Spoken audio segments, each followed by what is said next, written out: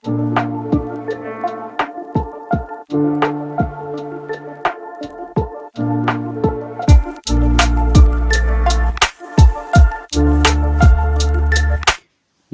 ছাত্রছাত্রীরা, আজকের আলোচনা আমাদের মাধ্যমিক পরীক্ষার্থীদের জন্য 2022 সালে যারা মাধ্যমিক পরীক্ষার দেবে তাদের জন্য। তো আমরা আজকে আলোচনা করব টেস্ট পেপারের প্রথম যে স্কুলটা দেশপ্রিয়া বালিকা বিদ্যালয়, দেশপ্রিয়া বালিকা বিদ্যা মন্দির বাংলা বিষয়ের। তো এখানে যে প্রশ্নগুলো আছে, এখানে পেজ নম্বর 1-এ যে প্রশ্নগুলো আছে, প্রথম যে প্রশ্নগুলো আছে 1-এর দাগের, সেগুলো সব মাল্টিপল চয়েস কোশ্চেন এবং এগুলোর উত্তর তোমাদের ওই টেস্ট পেপারে দেওয়া আছে, তাই এগুলো আলোচনা করব না। তোমাদের যে 2-এর দাগ থেকে যে প্রশ্ন উত্তরগুলো আছে, সেই উত্তরগুলো তোমাদের দেওয়া নেই। তো সেই উত্তরগুলো কিভাবে তোমাদের পরীক্ষার খাতায় লিখতে হবে, তো সেই বিষয়ে আলোচনা করব। কিভাবে উত্তর লিখলে যথাযথ হয় এবং ভালো নাম্বার পাওয়া যায়, তারই কিছু টিপস নিয়ে আমরা আলোচনা করব এবং উত্তরগুলোকেও আলোচনা করব। তো ভিডিওটা বড় হতে পারে, তো বড় হলেও তোমরা স্কিপ করে দেখো না, পুরোটাই দেখো যাতে জিনিসগুলো বুঝতে পারো। তো দেখো, প্রথমে যে প্রশ্নটা আছে 2-এর 1 যে 2.11 যে প্রশ্নটা আছে, এ বিষয়ে সন্দেহ ছিল তপনের। কোন বিষয়ে সন্দেহ ছিল? উত্তরটা কিভাবে লিখেছি একটু ভালো করে দেখবে। দেখো, এটার উত্তরটা একটা অন্য পেজে লিখেছি। দেখো, এ বিষয়ে সন্দেহ ছিল তপনের। এখানে উত্তরটা যেভাবে লেখা হয়েছে, দেখো কোন বিষয়ে সন্দেহ ছিল। দেখো, কবি, এখানে কবি হবে না, এখানে কথা সাহিত্যিক হবে। আচ্ছা, কবি হবে। কবি, সাহিত্যিক এবং লেখকেরা, উত্তরপত্রটা এটা 2.1-এর যে এ বিষয়ে সন্দেহ ছিল তপনের। কোন বিষয়ে সন্দেহ ছিল? দেখো, কবি, সাহিত্যিক এবং লেখকেরা যে তপনের বাবা, ছোটো মামা বা মেজ কাকুর মতো মানুষ, এ বিষয়ে সন্দেহ ছিল তপনের। একদম টু দ্য পয়েন্টে উত্তর, বেশি কিছু লেখার প্রয়োজন নেই। হয়েছে, যেহেতু 1 নম্বর আছে, এক্ষেত্রে বেশি বড় লেখার প্রয়োজন নেই। এরপরে 2-এর দাগের যে প্রশ্নটা আছে দেখে নাও। 2-এর দাগের যে প্রশ্নটা আছে, যে 2-এর দাগের যে প্রশ্নটা আছে, ওসব হলো সুন্দর সুন্দর এক একটি বঞ্চনা, কোনগুলির কথা বলা হয়েছে? ওসব হলো সুন্দর সুন্দর এক একটি বঞ্চনা, কোনগুলির কথা বলা হয়েছে? এখানে দেখো, সুবোধ ঘোষের বহুরূপী গল্পে বিরাগী ছদ্মবেশে হরিদা জগদীশবাবুকে বলেন যে ধন, জন এবং যৌবন কিছুই নয়, ওসব হলো সুন্দর সুন্দর এক একটি বঞ্চনা। আলোচ্য প্রশ্নে সেই ধন, জন এবং যৌবনের কথাই বলা হয়েছে। বোঝা গেল? এরপরে দেখো, 2-এর 3-এ যে প্রশ্নটা আছে, সেটা দেখে নাও। দেখি তোমার ট্যাঁকে এবং পকেটে কি আছে? দেখি তোমার ট্যাঁকে এবং পকেটে কি আছে? এখানে ট্যাঁকে এবং পকেটে কি কি ছিল? খুবই গুরুত্বপূর্ণ কোশ্চেন, এটা তোমাদের মাধ্যমিক পরীক্ষায় আসতে পারে, তাও একটু দেখে নাও। দেখো, যেভাবে উত্তরটা লিখেছি, দেখো, বিখ্যাত কথাসাহিত্যিক শরৎচন্দ্র চট্টোপাধ্যায়ের পথের দাবি রচনাংশে পুলিশ স্টেশনে ছদ্মবেশী সব্যসাচী গিরিশ মহাপাত্রকে সার্চ করার সময় তার ট্যাঙ্ক থেকে একটি টাকা ও গন্ডা ছয়েক পয়সা পাওয়া গিয়েছিল এবং পকেট থেকে একটা লোহার কম্পাস, মাপ করবার কাঠের একটা ফুটরুল, কয়েকটা বিড়ি, একটা দেশলাই এবং একটি গাঁজার কলিকা পাওয়া গিয়েছিল। এইভাবেই তোমাদের উত্তরটা লিখতে হবে। এরপরে দেখো, তোমাদের পরের যে প্রশ্নটা আছে,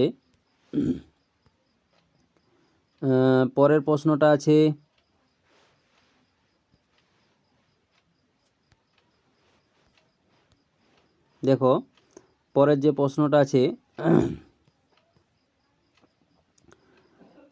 এটা তো 2-এর 3-এর প্রশ্নটা আমরা উত্তরটা করলাম। এরপরে 2-এর 4-এ যে প্রশ্নটা আছে, বাহ এ তো বেশ মজার ব্যাপার, মজার ব্যাপারটি কী ছিল? বা এ তো বেশ মজার ব্যাপার, মজার ব্যাপারটি কী ছিল? দেখো দেখো সুবোধ ঘোষের বহুরূপী গল্পে, সুবোধ ঘোষের বহুরূপী গল্পে জগদীশবাবুর বাড়িতে আগন্তুক সন্ন্যাসীর পায়ের ধুলো পাওয়ার জন্য জগদীশবাবু সন্ন্যাসীর চরণ যুগলে সোনার বোল লাগানো কাঠের খড়ম পরানোর ফাঁকে সুকৌশলে তার পায়ের ধুলো নিয়েছিলেন। এই ঘটনাকে বেশ মজার ব্যাপার বলা হয়েছে। মানে কি, জগদীশবাবুর বাড়িতে আগত সন্ন্যাসীর পায়ের ধুলো পাওয়ার জন্য জগদীশবাবু যে কৌশল অবলম্বন করেছিলেন, সেই কৌশলটাকে এখানে মজার ব্যাপার বলা হয়েছে।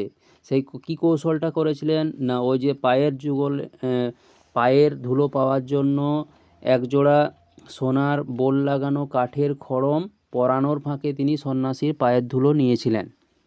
এটাই হলো তোমাদের উত্তর। পরের প্রশ্নটা দেখো কিভাবে আছে। পরের প্রশ্নটা যেটা আছে, দেখো ক্রমশ ও কথাটা ছড়িয়ে পড়ে, ক্রমশ ও কথাটাও ছড়িয়ে পড়ে, কোন কথাটি ছড়িয়ে পড়ে? ক্রমশ ও কথাটাও ছড়িয়ে পড়ে, কোন কথাটি ছড়িয়ে পড়ে? দেখো যে উত্তরটা করেছি, কথা সাহিত্যিক আশাপূর্ণা দেবীর জ্ঞানচক্ষু গল্পে, কথা সাহিত্যিক আশাপূর্ণা দেবীর জ্ঞানচক্ষু গল্পে তপনের প্রথম দিনের স্কুলের অভিজ্ঞতা নিয়ে লেখা গল্প ছাপানোর আগে তপনের মেসোমশাই অনেকটা কারেকশান করে দিয়েছিলেন।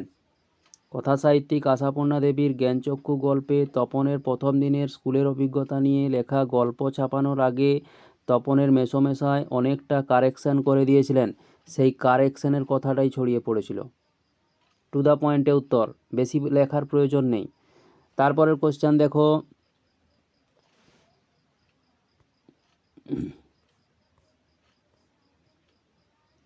তারপরে দেখো 2-এর 2.2.1, তারপর যুদ্ধ হলো, তারপর যুদ্ধ এলো, যুদ্ধ কেমনভাবে এসেছিল? তারপর যুদ্ধ এলো, যুদ্ধ কেমনভাবে এসেছিল? যে প্রশ্নটার উত্তর করা হয়েছে দেখে নাও।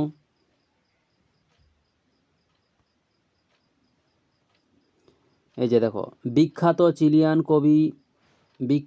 চিলিয়ান কবি পাবলো নেরুদার অশোকী একজন কবিতায় যুদ্ধ এসেছিল রক্তের এক আগ্নেয় পাহাড়ের মতো। এটাই উত্তর।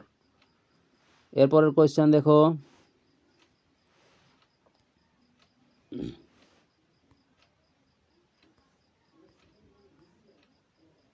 নগ্ন করল আপন নির্লজ্জ অমানুষতা।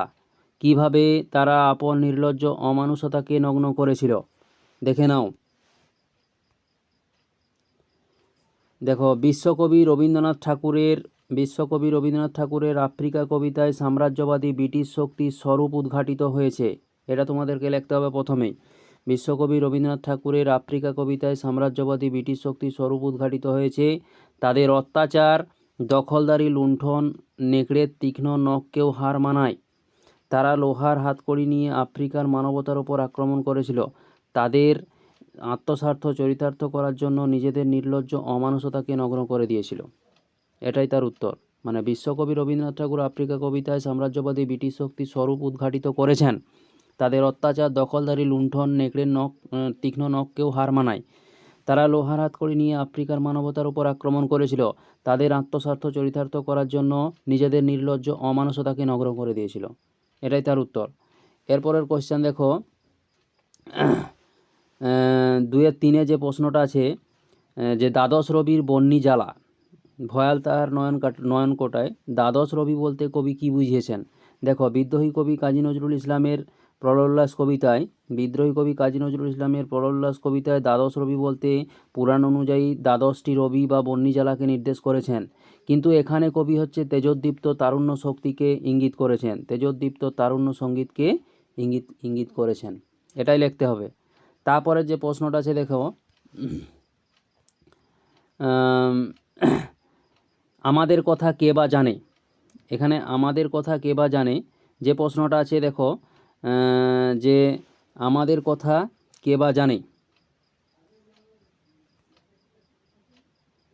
আমাদের কথা কে বা জানে, আমাদের কথা কেউ জানে না কেন।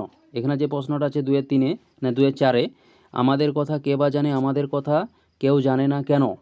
এরপরে যে উত্তরটা লিখেছি দেখো, যে প্রচলিত ইতিহাসে কেবল রাজা মহারাজাদের কথায় চর্চিত হয়।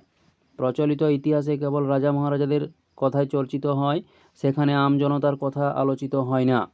পৃথিবীর আপামর নিরীহ সাধারণ মানুষ, সর্বহারা মানুষদের দুর্দশাময় জীবনের কথা আড়াল করে রাখা হয়। মানে কি, প্রচলিত ইতিহাসে কেবল রাজা মহারাজাদের কথাই চর্চিত হয়, আলোচিত হয়, সেখানে আমজনতার কথা আলোচিত হয় না। পৃথিবীর আপামর নিরীহ সাধারণ মানুষ, সর্বহারা মানুষদের দুর্দশাময় জীবনের কথা আড়াল করে রাখা হয়। তাই কবি শঙ্কর ঘোষ সেই নিরীহ সাধারণ মানুষদের হয়ে বলেছেন, আমাদের কথা কে বা জানে। বোঝা গেল উত্তরটা। এরপরের যে প্রশ্নটা আছে দেখো, যে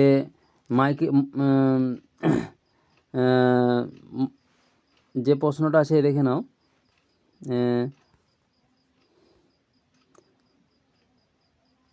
তার শোকে 2.2.5 যে প্রশ্নটা আছে দেখো, তার শোকে মহাশোকী রাক্ষসাধিপতি, কার শোকে রাক্ষসাধিপতি শোকগ্রস্ত হয়েছিলেন। উত্তরটা যেভাবে লিখেছি দেখে নাও।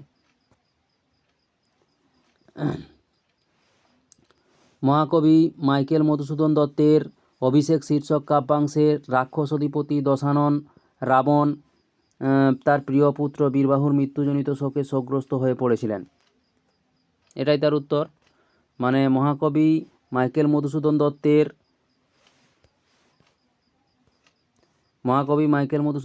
অভিষেক শীর্ষক কাব্যাংশে রাক্ষসাধিপতি দশানন রাবণ হচ্ছে তার প্রিয় পুত্র বীরবাহুর মৃত্যুজনিত শোকে শোকগ্রস্ত হয়ে পড়েছিলেন। হয়েছে। এই গেল তোমাদের 2-5 উত্তর, 2-5 উত্তর। এরপরের যে প্রশ্নটা আছে দেখো, 3 দাগের উত্তর প্রশ্ন আসে যাবে। এরপরে 3 যে প্রশ্নটা আছে, 2-3-1, বাংলায় একটা কথা চালু ছিল, চালু কথাটি কি? বাংলায় একটা কথা চালু ছিল, চালু কথাটি কি? যে উত্তরটা লিখেছি দেখে নাও। দেখো 2-3-1 যে প্রশ্নটা আছে, বাংলায় একটা কথা চালু ছিল, চালু কথাটা কি? যে শ্রীপান্থের হারিয়ে যাওয়া কালি কলম প্রবন্ধে বাংলায় চালু কথাটি হলো, কালি নেই কলম নেই বলে আমি মুন্সি। কালি নেই কলম নেই বলে আমি মুন্সি। এরপরের কোয়েশ্চান দেখে নাও।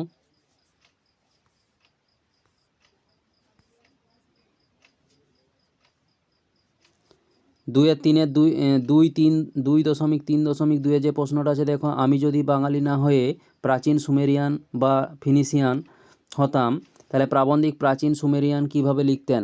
মানে প্রাচীন সুমেরিয়ান হলে কিভাবে লিখতেন? এখানে যে প্রশ্নটা আছে, যে প্রাবন্ধিক প্রাচীন সুমেরিয়ান হলে কিভাবে লিখতেন, তার উত্তরটা দেখে নাও। হারিয়ে যাওয়া কালি কলম প্রবন্ধের প্রাবন্ধিক শ্রীপান্ত প্রাচীন সুমেরিয়ান হচ্ছে তোর হলে নীল নদীর তীর থেকে একটা নলখাগড়া ভেঙে নিয়ে আসতেন, সেটিকে ভোঁতা করে তুলি বানিয়ে লিখতেন। এই কথাটাই লিখতে হবে। হারিয়ে যাওয়া কালি কলম প্রবন্ধে প্রাবন্ধিক শ্রীপান্ত প্রাচীন সুমেরিয়ান হলে নীল নদীর তীর থেকে একটা নলখাগড়া ভেঙে নিয়ে আসতেন, সেটিকে ভোঁতা করে তুলি বানিয়ে লিখতেন। এই কথাটাই তোমাদের লিখতে হবে। তারপরে দেখো প্রশ্নটা,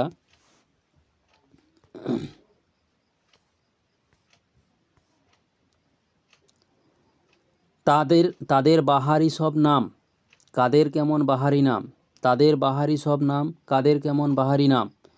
এটাও কালি কলম থেকে নেওয়া, হারিয়ে যাওয়া কালি কলম থেকে নেওয়া হয়েছে। তাদের বাহারি সব নাম কাদের কেমন বাহারি নাম। উত্তরটা দেখো। দেখো হারিয়ে যাওয়া কালি কলম হচ্ছে প্রবন্ধে শ্রীপান্ত কালীর বিভিন্ন নামের প্রসঙ্গে আলোচ্য মন্তব্যটি করেছেন। হারিয়ে যাওয়া কালি কলম প্রবন্ধে শ্রীপান্ত মানে লেখক কালীর বিভিন্ন নামের প্রসঙ্গে আলোচ্য মন্তব্যটি করেছেন। তিনি যে নামগুলি বলেছেন সেগুলি হলো কাজল কালী, সুলেখা ইত্যাদি। এই উত্তরটাই তোমাদের লিখতে হবে, কাজল কালী, সুলেখা ইত্যাদি। হয়ে গেল। এরপরে তোমাদের পরের যে প্রশ্নটা দেখে নাও। পরের প্রশ্নটা আছে, সেই আঘাতের এই পরিণতি নাকি তার মৃত্যু। সেই আঘাতের এই পরিণতি নাকি তার মৃত্যু, কোন আঘাত? সেই আঘাতের এই পরিণতি নাকি তার মৃত্যু। কোন আঘাত? এখানে কোন আঘাতের কথা বলা হয়েছে, যে উত্তরটা লিখেছি দেখে নাও। সকলের প্রিয় কঙ্কাবতী ডমরুধরের স্বনামধন্য লেখক তৈলক্যনাথ মুখোপাধ্যায় মারা গিয়েছিলেন নিজের হাতের কলম হঠাৎ অসাবধানবশত বুকে ফুটে গিয়ে। মানে কি, সকলের প্রিয় কঙ্কাবতী এবং ডমরুধরের স্বনামধন্য লেখক তৈলক্যনাথ মুখোপাধ্যায় মারা গিয়েছিলেন নিজের হাতের কলম হঠাৎ অসাবধানবশত বুকে ফুটে গিয়ে। সেই আঘাতের পরিণতিতেই তার মৃত্যু ঘটেছিল। সেই আঘাতের পরিণতিতেই তার মৃত্যু ঘটেছিল। এখানে সেই কলমের আঘাতের কথাই বলা হয়েছে। বোঝা গেল? তারপরে দেখো প্রশ্নটা, তারপরে যে প্রশ্নটা আছে দেখো, এরপরে হচ্ছে 2-4 দাগের যে প্রশ্নগুলো আছে, 2.4.1, 2.4.1, যে প্রথম আছে সন্ধি এবং সমাসের একটি মিল উল্লেখ করো। তারপরে দেখো সমাস প্রক্রিয়া আমরা যে পদ লাভ করি তাকে কি বলে। এই উত্তরগুলো পরপর আমরা লিখেছি, উত্তরগুলো তোমাদের একটু মিলিয়ে নেবে। দেখো দেখো সন্ধি এবং সন্ধি এবং সমাসের মধ্যে একটি মিল লিখো। এখানে যে উত্তরটা লিখেছি, সন্ধি ও সমাস উভয়েই পদ সংক্ষেপ ঘটিয়ে বাক্যের সৌন্দর্য বৃদ্ধি করে। এই উত্তরটা তোমাদের লিখতে হবে, সন্ধি এবং সমাস উভয়েই পদ সংক্ষেপ ঘটিয়ে বাক্যের সৌন্দর্য বৃদ্ধি করে, এটাই উত্তর। এরপর হচ্ছে সমাস হওয়ার পর পদটাকে কি বলে, সমাসবদ্ধ পদ বলে। হয়েছে। এরপরে তোমাদের যে প্রশ্নটা আছে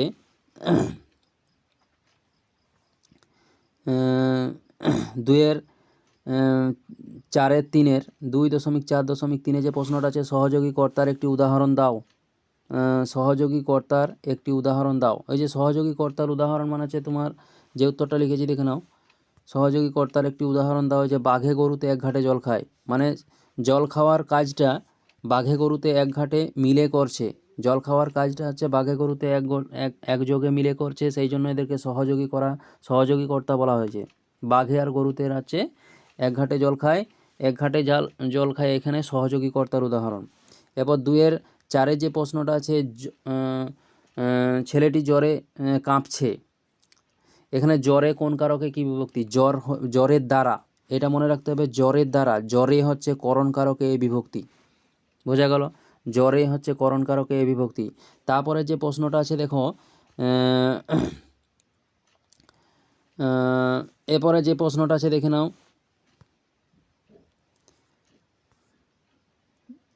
এরপরে দেখো 2.4.5 যে প্রশ্নটা আছে, সাপুড়িয়া সাপ নাচাচ্ছে কোন কর্তার উদাহরণ। সাপুড়িয়া সাপ নাচাচ্ছে, সাপুড়িয়া দ্বারা, মানে সাপুড়িয়া সাপকে নাচাচ্ছে বা সাপ নাচাচ্ছে। এখানে সাপের নাচার কাজটা হচ্ছে সাপুড়িয়া দ্বারা সম্পন্ন হচ্ছে, তাই এখানে সাপটা হবে কর্তৃকারকে শূন্য বিভক্তি। শূন্য বিভক্তির উদাহরণ। একটি দ্বিকর্ম ক্রিয়ার উদাহরণ দাও। একটি দ্বিকর্ম ক্রিয়ার উদাহরণ যেমন হচ্ছে মা শিশুকে চাঁদ দেখান।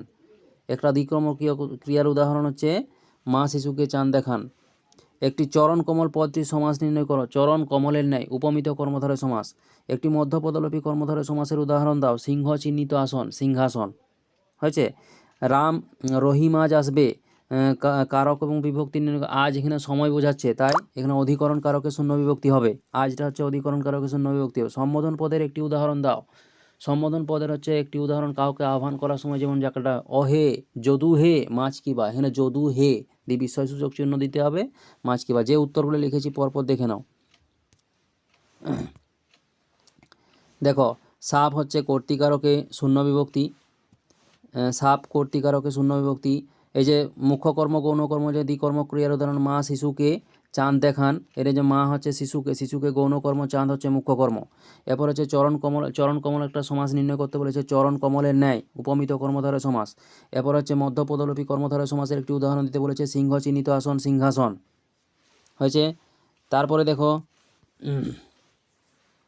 আজ কোন কারকে কী বিভক্তি। আজ হচ্ছে তোর সময় বোঝাচ্ছে, সময়কাল স্থানকাল পাত্র বোঝালে এটা অধিকরণ কারকে শূন্য বিভক্তি। আজটা হবে অধিকরণ কারকে শূন্য বিভক্তি। এরপর হচ্ছে একটি সম্বোধন পদের উদাহরণ দিতে বলেছে।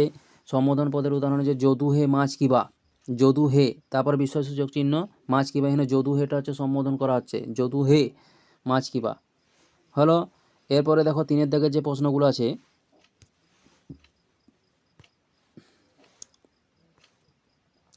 তিনের একে যে প্রশ্নটা আছে, ছোটো মাসি সেই দিকে ধাবিত হয়, ছোটো মাসি কোন দিকে ধাবিত হয়, তার ধাবিত হওয়ার কারণ কী ছিল?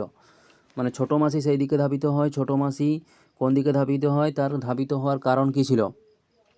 হয়েছে, ছোটো মাসি কোন দিকে ধাবিত হয়, তার ধাবিত হওয়ার কারণ কী ছিল? এবারে যে প্রশ্নের উত্তরটা লেখা হয়েছে দেখো নাও,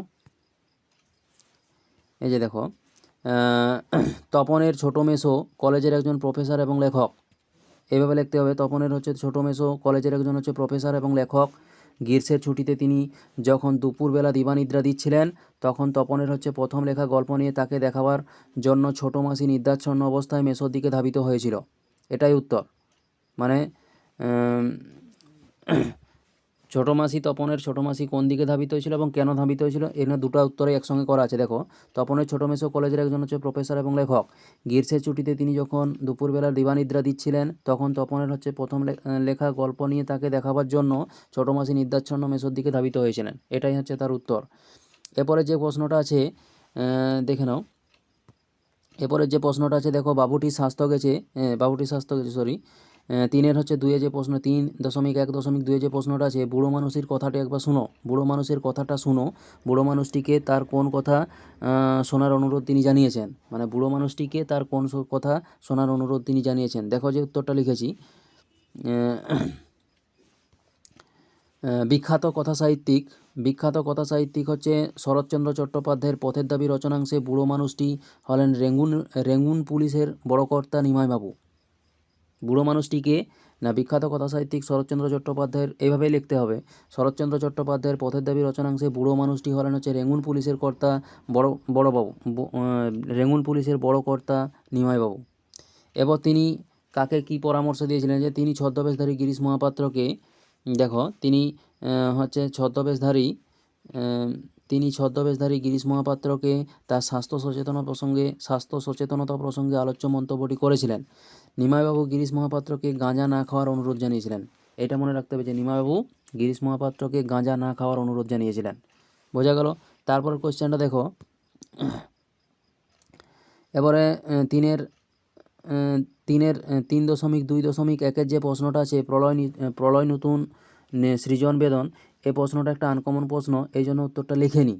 তারপরে যে 3.2.2 যে প্রশ্নটা আছে, সব চূর্ণ হয়ে গেল জ্বলে গেল আগুনে, এমন অবস্থার পিছনে কোন কারণ দায়ী, আর সব বলতে কি বোঝানো হয়েছে। এই উত্তরটা যেভাবে লিখেছি একটু দেখে নাও, সব চূর্ণ হয়ে গেল জ্বলে গেল আগুনে, এমন অবস্থার পিছনে কোন কারণ দায়ী, আর সব বলতে কবিতার কথা কি বুঝিয়েছেন। দেখো,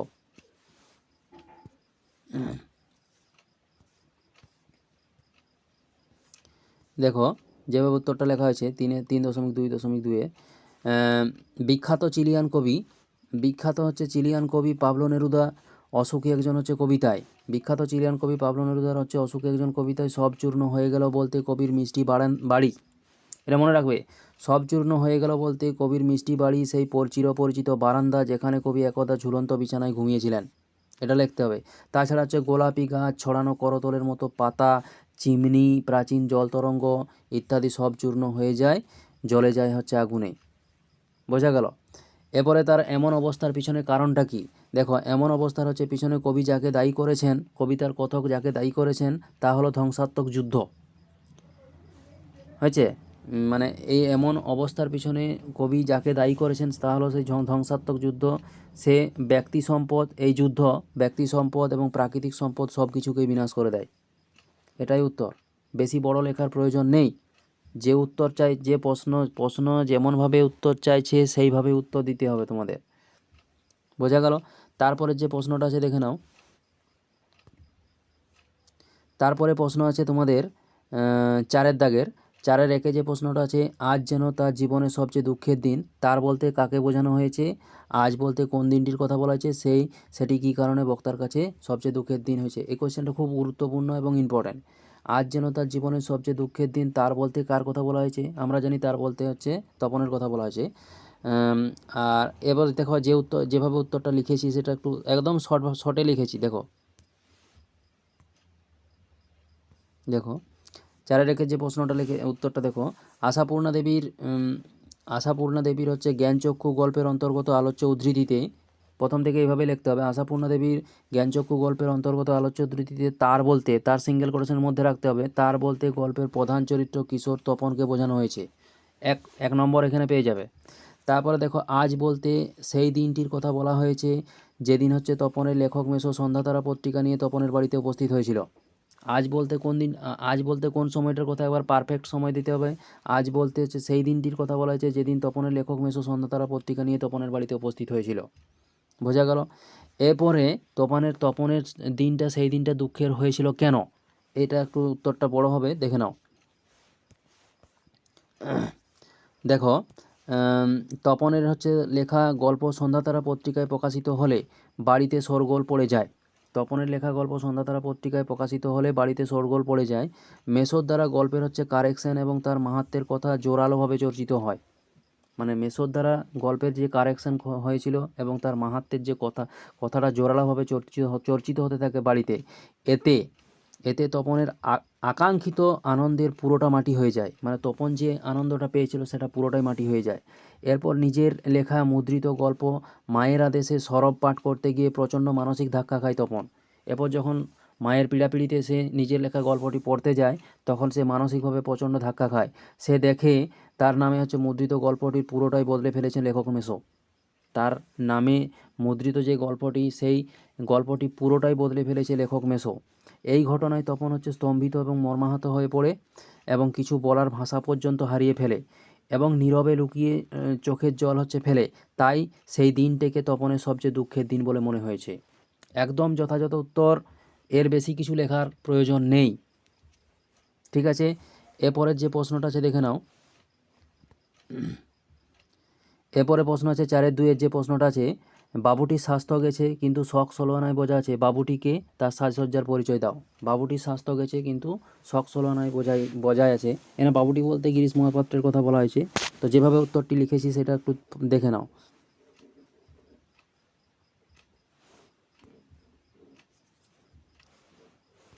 দেখো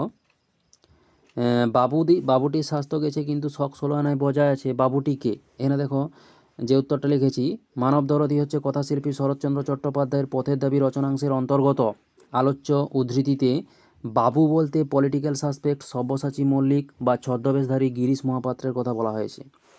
এইভাবে লিখতে হবে যে মানব দরদী কথাশিল্পী শরৎচন্দ্র চট্টোপাধ্যায়ের পথের দাবি রচনাংশের অন্তর্গত আলোচ্য উদ্ধৃতিতে বাবু বলতে পলিটিক্যাল সাসপেক্ট সব্যসাচী মল্লিক বা ছদ্মবেশধারী গিরিশ মহাপাত্রের কথা বলা হয়েছে। এরপরে যে প্রশ্ন, তার সাজসজ্জা বা তার পোশাক পরিচ্ছদের বর্ণনা দিতে বলেছে। দেখো যেভাবে লেখা হয়েছে উত্তরটা একবারে টেক্সট ভিত্তিক লেখা হয়েছে, কোনো মানে বই থেকে নাই। দেখো গিরিশ মহাপাত্রের বেশভূষার বাহার ও পারিপাট্যের প্রতি লক্ষ্য করলে তার শখের পরিচয় বা সাজসজ্জার পরিচয় পাওয়া যায়। মানে গিরিশ মহাপাত্রের যে বেশভূষার যে বাহার এবং পারিপাট্যের প্রতি লক্ষ্য করলেই দেখা যাবে তার শখের পরিচয় পাওয়া যাবে আর সাজসজ্জার পরিচয় পাওয়া যাবে। গিরিশের মাথা সামনের দিকে বড় বড় চুল, মানে গিরিশের মাথায় সামনের দিকে বড় বড় চুল কিন্তু ঘাড় আর কানের দিকে চুল খুব ছোট করে ছাঁটা। এইভাবে নিজেদের মতো করে বর্ণনা করবে। মাথায় চেরা সিঁথি, অপর্যাপ্ত তৈল, এখানে তৈল হবে, মিস্টেক হয়েছে, তৈল নিষিক্ত চুল থেকে নিঃসৃত লেবু তেলের হচ্ছে গন্ধে ঘর ভরে উঠেছে। তার গায়ে ছিল জাপানি সিল্কের রামধনু রঙের চুড়িদার পাঞ্জাবি, যার বুক পকেট থেকে বাঘ আঁকা একটি রুমালের হচ্ছে কিছুটা অংশ দেখা যাচ্ছিল। পরনে বিলাতি মিলের কালো মখমল পাড়ের শাড়ি, পায়ে সবুজ রঙের ফুলমোজা ছিল, সেটা আবার হাঁটুর উপরে লাল ফিতে দিয়ে বাঁধা। পায়ে বার্নিশ করা পামসু, যার তলাটা আগাগোড়া লোহার নাল দিয়ে বাঁধানো ছিল। তার হাতে ছিল একগাছি হরিণের শিঙের হাতল দেওয়া বেতছড়ি। কয়েকদিনের হচ্ছে জাহাজের ধকলে তার পোশাক পরিচ্ছদ সমস্তই নোংরা হয়ে গিয়েছিল। এইভাবে তার সাজসজ্জা বা পোশাক পরিচ্ছদের বর্ণনা দিতে হবে। এই এই এই কোশ্চেনটা খুব ইম্পর্ট্যান্ট হয়েছে। তারপরে যে প্রশ্নটা আছে দেখো, এরপরে হচ্ছে 5-1 দাগের যে প্রশ্নটা দেখো, চিরচিহ্ন দিয়ে গেল তোমার অপমানিত ইতিহাসে, কার সম্পর্কে কথা বলা হয়েছে, কিভাবে অপমানিত ইতিহাস চিরচিহ্ন মুদ্রিত হলো। এই কোশ্চেনটা হচ্ছে আফ্রিকা থেকে নেওয়া হয়েছে। দেখে নাও যেভাবে উত্তরটা লিখেছি।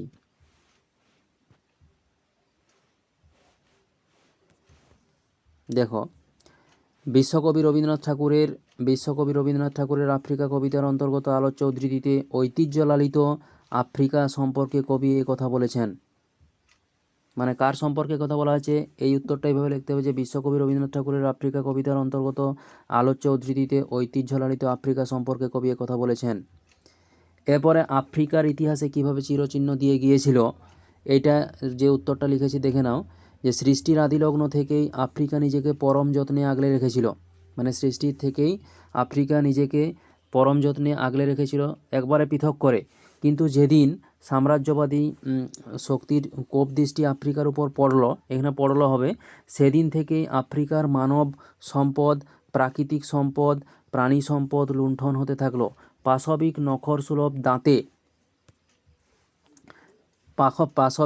নখরসুলভ হচ্ছে দাঁতে ছিন্ন ভিন্ন হতে থাকলো আফ্রিকার মানবতা। অন্ধকারে নিজেকে লুকিয়ে রাখা সরল আফ্রিকার উপর সাম্রাজ্যবাদীদের এহেন অত্যাচার কবিমনে অপমানের ইতিহাস হয়ে উঠেছে। মানে অন্ধকারে নিজেকে লুকিয়ে রাখা সরল আফ্রিকার উপর সাম্রাজ্যবাদীদের এহেন অত্যাচার কবিমনে অপমানের ইতিহাস হয়ে উঠেছে। উত্তরটা বেশি বড় করার প্রয়োজন নেই, একদম যথাযথ উত্তর। এরপরে যে প্রশ্নটা আছে দেখে নাও, 5-2 যে প্রশ্নটা আছে, সেখানে ছিল শহর, এখানে সেখানে ছিল শহর হবে না, যেখানে ছিল শহর হবে। যেখানে ছিল শহর সেখানে ছড়িয়ে রইল কাঠকয়লা। অশোক একজন কবিতা অবলম্বনে শহরের পরিণতি কিভাবে হলো লেখো। মানে শহরের পরিণতিটা কিভাবে ঘটেছিল সেটা বলতে বলেছে। একদম টু দ্য পয়েন্টে উত্তর লিখতে হবে। দেখো 5-2 যে প্রশ্নটা আছে, উত্তরটা দেখো।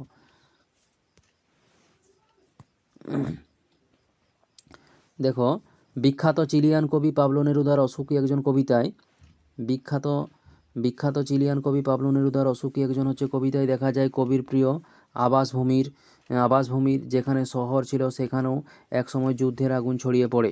মানে বিখ্যাত চিলিয়ান কবি পাবলো নেরুদার অশোকী একজন কবিতায় দেখা যায় কবির প্রিয় আবাসভূমির যেখানে শহর ছিল সেখানে একসময় যুদ্ধের আগুন ছড়িয়ে পড়ে। আবাসভূমি মানে যেখানে শহর ছিল সেখানেও এক সময় যুদ্ধের আগুন পড়েছিল। মানে কবির আবাসভূমি যেখানে শহর ছিল সেখানে যুদ্ধের আগুন ছড়িয়ে পড়েছিল, যার ফলে শহরটা সম্পূর্ণ ধ্বংসপ্রাপ্ত হয়ে যায়। সেখানে কেবল ছড়িয়ে থাকে কিছু কাঠকয়লা, দোমড়ানো কিছু লোহা আর মৃত পাথরের মূর্তির কিছু বীভৎস মাথা। শহরের এমন পরিণতির জন্য কবি যুদ্ধবাজদের হঠকারিতা এবং সাম্রাজ্যবাদীদের আগ্রাসনকে দায়ী করেছেন। মানে শহরের কিভাবে পরিণতি হয়েছিল এটাও তিনি যেমন বলেছেন, আর এর যে কারণটা তিনি সেই কারণটাও ব্যাখ্যা করেছেন। এটা হচ্ছে তোমাদের টু দ্য পয়েন্টে এবং ছোট করে উত্তরটা লেখা। এই উত্তরটা লিখলেই তোমাদের মোটামুটি যে নাম্বার থাকবে তার 70% নাম্বার পাবে। এরপরে যে প্রশ্নটা আছে দেখো, জন্ম নিল ফাউন্টেন পেন। এরপরে যে প্রশ্নটা আছে 6 দাগের প্রশ্ন মনে হচ্ছে, হ্যাঁ। এরপর 6 দাগের যে 6 রেখে যে প্রশ্নটা আছে, জন্ম নিল ফাউন্টেন পেন। ফাউন্টেন পেনের স্রষ্টাকে, বাংলায় এই পেনের নামকরণ কে করেছিলেন? তারপরে ফাউন্টেন পেনের জন্ম বৃত্তান্তটি সংক্ষেপে লিখতে বলেছে। এই প্রশ্নটা কিন্তু খুব গুরুত্বপূর্ণ এবং ইম্পর্ট্যান্ট। তোমাদের এই প্রশ্নটা আসতে পারে, এবছরের মাধ্যমিক পরীক্ষায় তোমাদের এই প্রশ্নটা আসতে পারে। সুতরাং এই প্রশ্নটা তোমরা উত্তরটা আমি যেভাবে লিখেছি সেইভাবেই লেখার চেষ্টা করবে এবং ভালো নাম্বার পাবে। দেখো, জন্ম নিল ফাউন্টেন পেনের স্রষ্টাকে, বাংলায় এই পেনের নামকরণ কে করেছিলেন? ফাউন্টেন পেনের জন্ম বৃত্তান্তটি সংক্ষেপে লেখো। উত্তরটা যেভাবে লিখেছি সেইভাবে লেখার চেষ্টা করবে। দেখো ফাউন্টেন পেনের স্রষ্টা হলেন, একবারে টু দ্য পয়েন্টে উত্তর, ফাউন্টেন পেনের স্রষ্টা হলেন লুইস অ্যাডসন ওয়াটারম্যান। হয়ে গেছে, এটা 1 নম্বর তুমি পেয়ে যাবে থাকলে। এরপরে দেখো, বাংলায় এই পেনের নামকরণ করেছিলেন রবীন্দ্রনাথ ঠাকুর। টেক্সট ভিত্তিক উত্তর, বাংলায় এই পেনের নামকরণ করেছিলেন রবীন্দ্রনাথ ঠাকুর। আর নামটা কি দিয়েছিলেন? নাম দিয়েছিলেন ঝর্ণা কলম। এটা তোমাদের লিখতেই হবে। এই লাইনটা লিখলেই তোমাদের 1 নাম্বার দেবে। বাংলায় এই পেনের নামকরণ করেছিলেন রবীন্দ্রনাথ ঠাকুর এবং নাম দিয়েছিলেন ঝর্ণা কলম। এরপরে যে ফাউন্টেন পেনের জন্মবৃত্তান্তের যে ইতিহাসটা, সেই ইতিহাসটা তোমাদের একবারে টেক্সট ভিত্তিক লিখতে হবে। দেখো যেভাবে লেখা হয়েছে, দেখো, লুইস অ্যাডসন ওয়াটারম্যান সেকালের আরও অনেক ব্যবসায়ীর মতো দোয়াত কলম নিয়ে কাজে বের হতেন। মানে লুইস অ্যাডসন ওয়াটারম্যান একজন ব্যবসায়ী ছিলেন, তিনি আরও অনেক ব্যবসায়ীর মতো ওই দোয়াত কলম নিয়ে কাজে বের হতেন। একবার তিনি গিয়েছিলেন এক ব্যবসায়ীর সঙ্গে চুক্তিপত্র সই করতে গিয়েছিলেন। দলিল কিছুটা লেখা হলে হঠাৎ করে দোয়াত উপুড় হয়ে পড়ে যায় কাগজের উপর। এর ফলে কি হয়? দোয়াত উপুড় হয়ে পড়ে গেলে কালি শেষ হয়ে যাবে। এর ফলে তাকে ছুটতে হয় কালির সন্ধানে। ফিরে এসে তিনি যখন দেখেন যে ইতিমধ্যে একজন তৎপর ব্যবসায়ী মানে চালাক ব্যবসায়ী সই স্বাক্ষর করে চুক্তিপত্র পাকা করে চলে গেছেন, তখন তিনি বিমর্ষ হয়ে পড়েন এবং বিমর্ষ ওয়াটারম্যান মনে মনে প্রতিজ্ঞা করেন যে এর একটা বিহিত তাকে অবশ্যই করতে হবে। এইভাবেই ফাউন্টেন পেনের জন্ম হয়েছিল। তিনি এই ফাউন্টেন পেনের জন্ম দিয়েছিলেন। বোঝা গেল? এই হচ্ছে ফাউন্টেন পেনের জন্ম বৃত্তান্ত। তারপরে যে প্রশ্নটা আছে দেখো 6-2-এর যে প্রশ্নটা আছে যে মোগল দরবারে একদিন তাদের কত না খাতির কত না সম্মান। তাদের বলতে কাদের কথা বলা হয়েছে? তাদের খাতির এবং সম্মানের পরিচয় দাও। এটাও ওই হারিয়ে যাওয়া কালিকলম থেকেই নেওয়া হয়েছে প্রশ্নটা। মানে মোগল দরবারে একদিন তাদের কত না খাতির কত না সম্মান, তাদের বলতে কাদের কথা বলা হয়েছে? তাদের খাতির এবং সম্মানের পরিচয় দাও। যেভাবে উত্তরটা লিখেছি দেখে নাও। দেখো, শ্রীপান্থের হারিয়ে যাওয়া কালিকলম প্রবন্ধের অন্তর্গত আলোচ্য উদ্ধৃতিতে তাদের বলতে এভাবে লিখতে হবে তোমাদের। শ্রীপান্থের হারিয়ে যাওয়া কালিকলম সিঙ্গেল কোটেশনের মধ্যে রাখতে হবে। আলোচ্য উদ্ধৃতিতে তাদেরটা সিঙ্গেল কোটেশনের মধ্যে রাখতে হবে, যেহেতু প্রশ্নের এর উত্তরটা খুঁজেছে। তাদের বলতে ওস্তাদ কলমবাজ ক্যালিগ্রাফিস্ট বা লিপিকুশলীদের কথা বলা হয়েছে। পুরোপুরি এটাই লিখতে হবে। তাদের বলতে ওস্তাদ কলমবাজ ক্যালিগ্রাফিস্ট বা লিপিকুশলীদের কথা বলা হয়েছে। এরপরে এই তাদের মুঘল দরবারে কিভাবে সম্মান করা হতো এটার পরিচয়টা দেখো।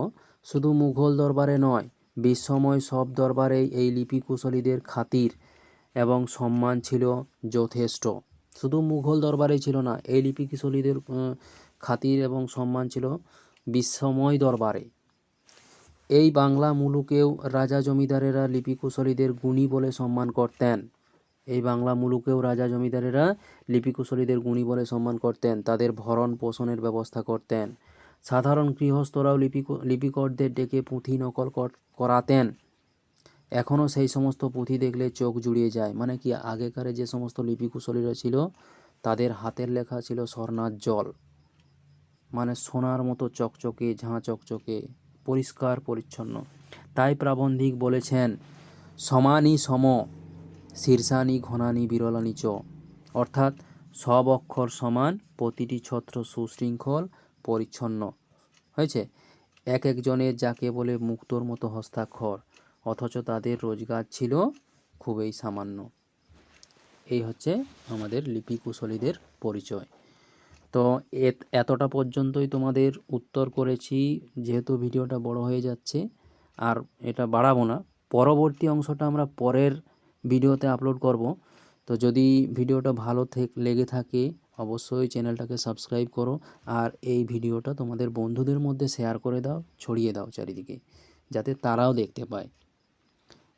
এরপরে তোমাদের এই চ্যানেলটাকে সাবস্ক্রাইব করে রাখো। টেস্ট পেপারে তোমাদের বাংলা যত কিছু মডেল কোশ্চেন পেপারগুলো আছে সবগুলোর উত্তর মোটামুটি করার চেষ্টা করব এই 1 মাসের মধ্যেই। যদি তোমরা পেতে চাও, ক্লাস করতে চাও, অবশ্যই কমেন্ট করে জানাবে। তাহলে এবং তোমাদের যদি কোনো সমস্যা থাকে বাংলা বিষয়ে তাহলে অবশ্যই জানাবে, তার উত্তর আমি কমেন্ট বক্সেই জানিয়ে দেব। ধন্যবাদ।